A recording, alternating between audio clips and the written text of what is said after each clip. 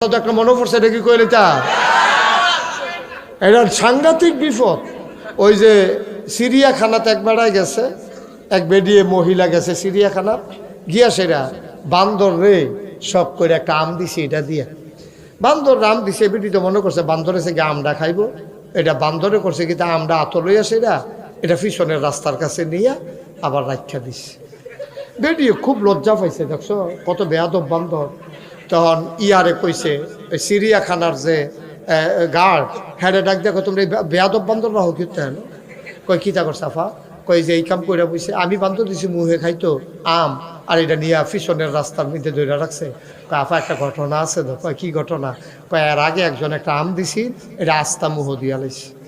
মুহ দিছে পরে এটা আর বুঝছে না, সাবাইয়া যা খাওয়ান লাগবো, সিপ্পা খাওয়ান লাগবো বুঝছে না, আস্তা মুহ দিয়া লাইছে। 3 দিন ধরে পেশাব হয় না, পায়খানা হয় না, আম দিয়ে আটকাই গেছে পিছিয়ে দিয়ে।